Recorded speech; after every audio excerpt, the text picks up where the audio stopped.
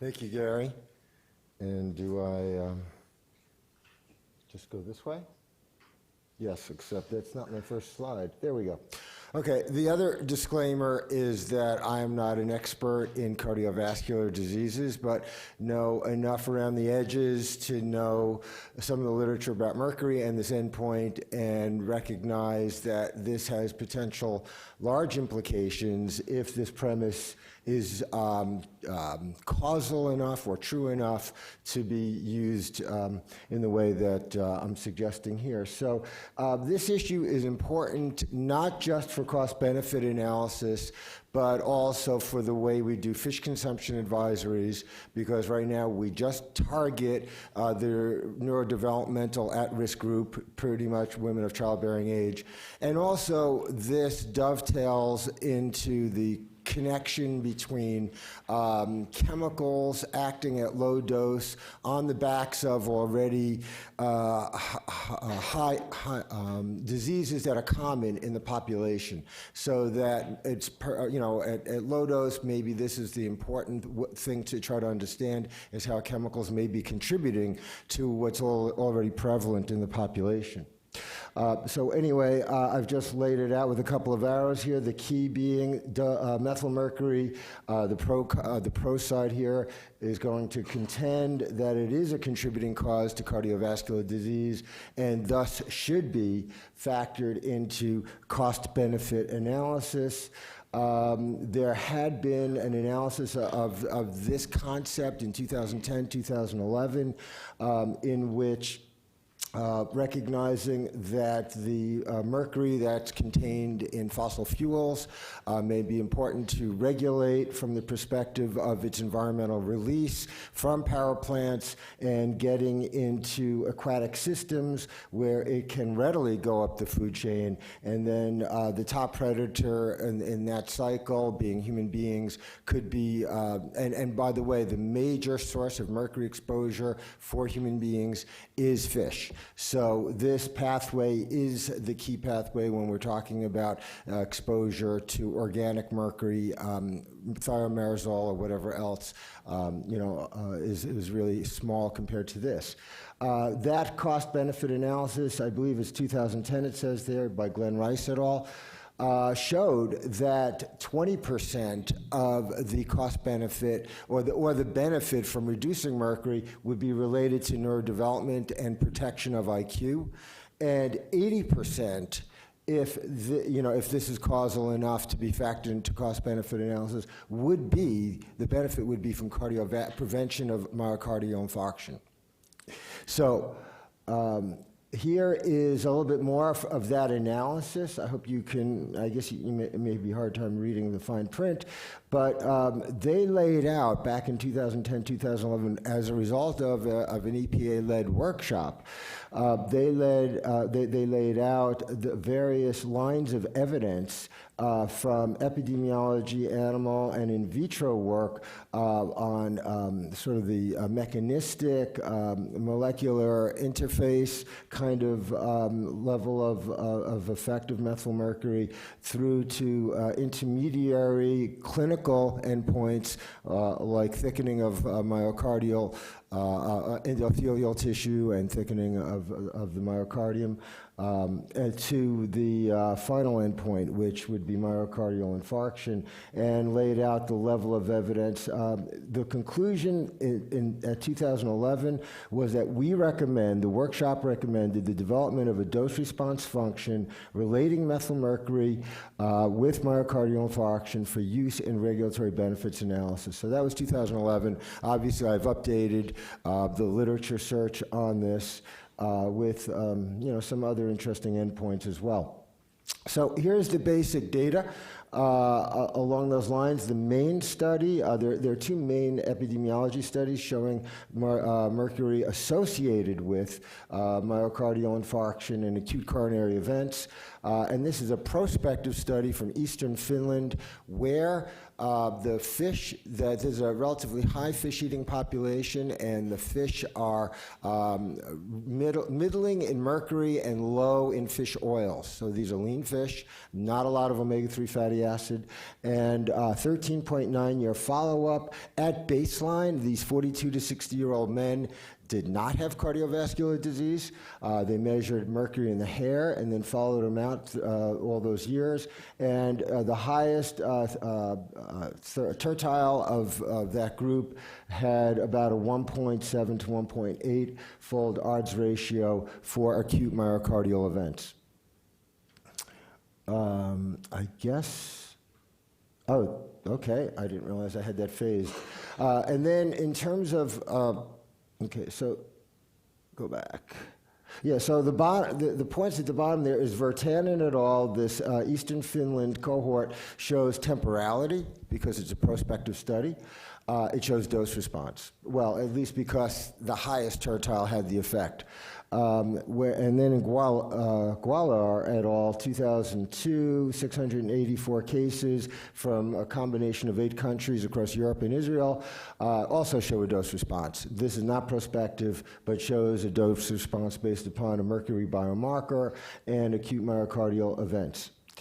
So getting back to the Eastern Finnish cohort now, in terms of upstream subclinical evidence for this endpoint, they showed that mercury was associated, again in that same prospective design, associated with increased thickness of the intima media.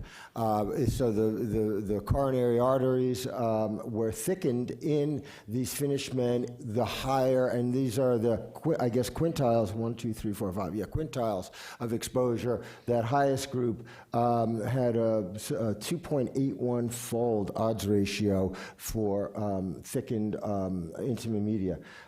So this is not the only cohort that has shown this in relation to mercury.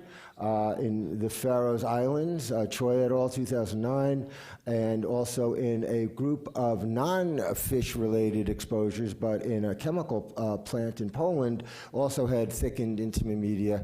Those two were not prospective. So we have 3 different groups showing this thickening related to, again, mercury biomarker. Okay, so then, well, there's going to be epidemiology on both sides of this. One of the main ones is Mozafarian et al., 2011, and they showed, the red line is what they showed, and the blue line is a simulation that I produced related to this study. So the red line, and the big headline news is that from this study, this made national news, this study, was that mercury is not associated with increased cardiovascular risk. In fact, the more mercury this cohort of 33,000 was actually 2 separate health-related worker cohorts. The more mercury that they had as a biomarker, this was toenail mercury, but I've converted to hair mercury for other things that I was doing with the data. The more mercury they had, in fact, it was protective. The risk went down. And what could that possibly mean in terms of all the mechanism things I'll talk about in a minute, is that it likely is a biomarker for fish ingestion. And that if you're eating fish with a little bit of mercury and some other beneficial nutrients such as omega-3 fatty acids and other anti-inflammatory ingredients, and it's also, fish is a good low fat source of protein relative to other sources of protein, that you might exactly expect to see this mercury not only as a biomarker of exposure to a toxic heavy metal, but it's also a biomarker to ingestion of fish.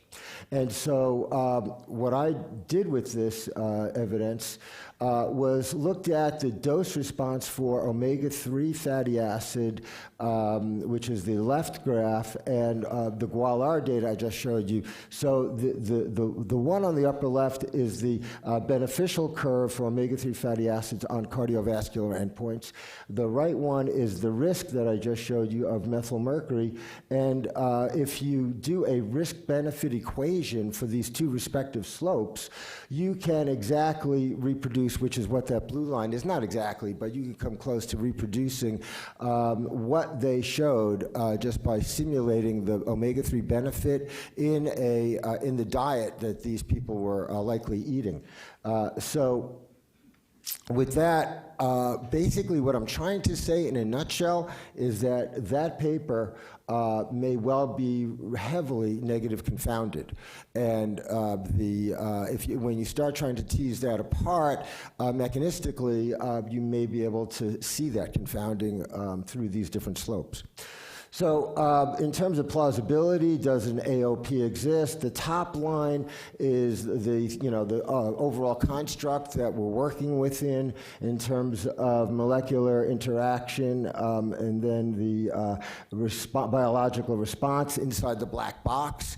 We don't really know what's going on, leading to something measurable, an adverse outcome at the right.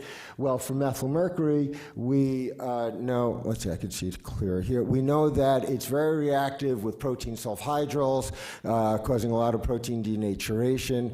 And one particular protein that has been shown, and I'll show you this data in a minute, is that paraoxidase 1, or PON1. We toxicologists think of it as being protective against organophosphates. However, PON1 has a different function. It wasn't created just to fend off organophosphate oxones.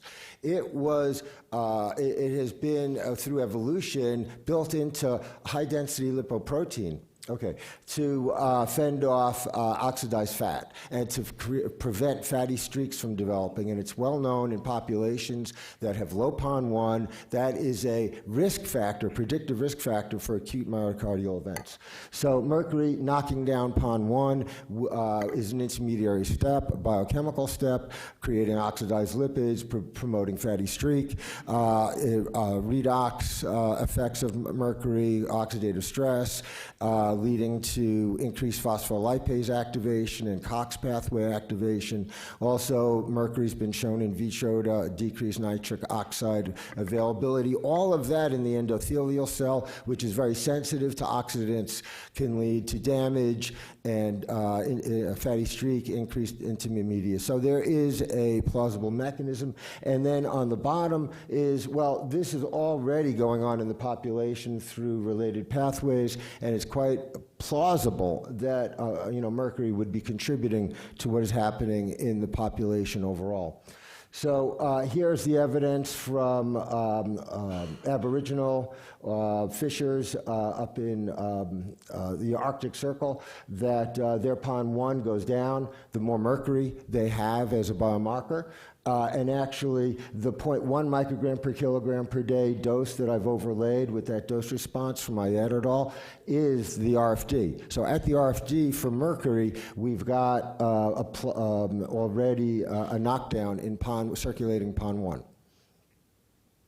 So plausibility also is some of this mechanistic work from rats, showing that mercury increases superoxide generation in arteries, decreases nitric oxide generation, which is a vasodilator.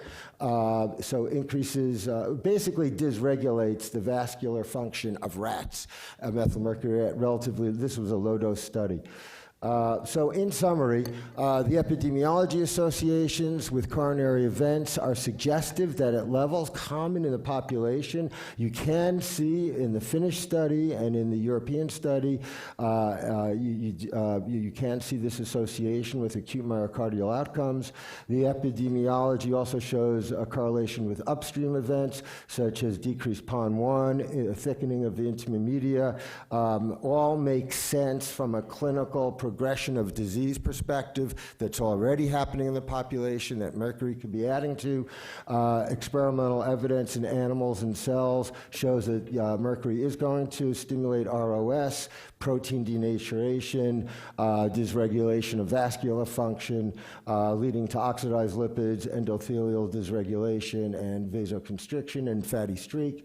And so strength of association, I would, from the perspective, call it moderate to strong. Several studies, several endpoints. You've got temporality because of the various prospective endpoints in the finished data set. You've got a pretty strong mechanistic support for a plausible association or plausible mechanism. Dose response is there, and there's clearly, I think, more research needs on the intersection between methylmercury, cardiovascular effects, and background disease in the population. But overall, the evidence from 2011 was there to suggest it should be used in risk-benefit, cost-benefit, and I haven't seen anything since then that would argue against that.